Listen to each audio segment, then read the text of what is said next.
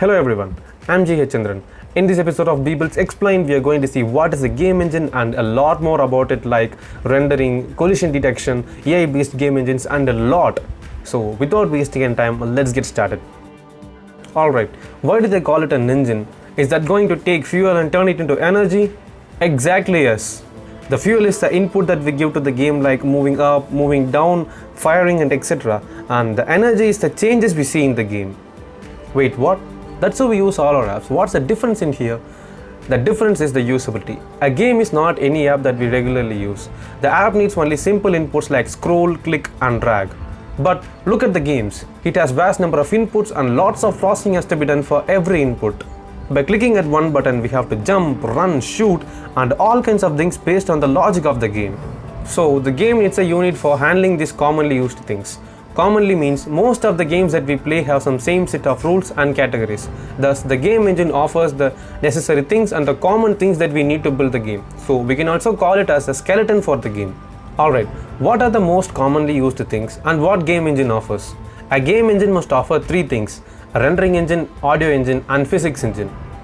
The rendering engine is used to take the models from any 3D or 2D modeling tools like Photoshop, Maya, or Blender and convert it into action graphics that can be controlled, because the character and the environment has to be changed based upon the user, and the controls and the actions for the game also controlled by the rendering engine. Even more simply, the rendering engine is a selling point for the game. Then audio. Every gamer knows the need for audio in the game, because the audio is the key element that takes the game into the next level, and it also takes the player into the game's world. The audio engine offers the sound effects including a gunshot to an engine rev to everything that you hear in the game. But the apps that we use doesn't provide much flexibility to the audio, because the audio effects in regular apps are pure, whereas the audio effects for games are stacked upon one another, so we can hear multiple sound effects at once. Up next, physics engine. Probably you might have guessed what it is. It is responsible for the environment and the actions that have taken place in the game, and it also offers one more important thing called collision detection. That's the thing that recognizes when two objects get to meet each other. It can be explained easily with this video. The first one has no physics at all. The second one has gravity but no collision detection.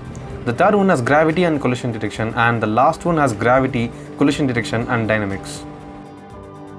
These are hard to design and hard to make the calculations every time, as these components are more generic and all of these properties do exist in every game out there. They are made once and reused whenever needed. But wait, these are not available in only one game. As I mentioned before, these properties do exist in all the games out there. So why don't we make something more generic and the developer can take whatever they want and build their own game with all these properties? That is why industrial game engines come to play. These are the companies that offer game engines for some amount of money or sometimes for free. The popular ones are the Unreal Engine and the Unity 3D. Both of these companies offer both free and paid tiers for their users. And these engines are widely used across many budding game developers because of the free tiers they offer. And probably the next question arises is, why cannot I make one?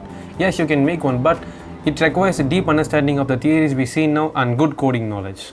Many of the popular games like Star Wars have their proprietary game engines, because it follows a series of games from the same company. So when a company has a similar set of games in productions, they tend to have their very own game engine, because they don't have to pay for some third-party game engines, and it also offers some extra logical handling capability to the game engine, as both games share similar logic. But when you look at them closer, the companies I listed are some big names in the industry. Some new game developers do not have their game engine built by them. Why? If you think it is hard, that's right. But there are some more reasons too. 1. The production. A game doesn't depend only upon the game engine. It requires a lot beyond, because the game engine is just a skeleton and the developer has to give the meat to that. There are tons of games releasing every year. If you take Unity 3D, many of the new games from new developers come out of Unity's free tier. But many of it fails because of the poor logic. In our case, the meat. The storyline and the logic of the game is very important. So the developer has to focus on bringing a fantastic storyline and logic. The game engine offers them that space. The developer doesn't have to start from scratch to build a simple game. 2. The resources. A budding game developer has very limited resources in hand. At that time, the game engine saves them from wasting resources in building a new game engine. It can save money, time, and a lot more. 3. Quality. The quality of the game is seen primarily through the rendering engine.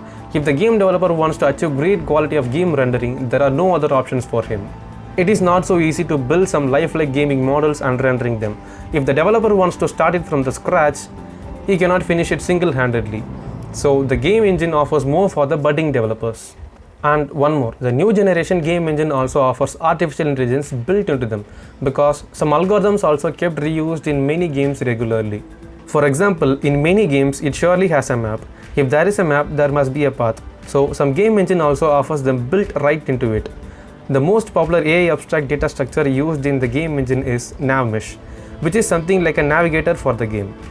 It clearly shows the way how gaming industry is growing, and in the future, the AI algorithm can include whatever it wants, and it can even become a selling point for the game engines. And that's it for this video. I hope you liked this. Check out the other videos I did and subscribe to the channel to get more quality videos. And there's a lot to come. So stay tuned and thanks for watching. Bye.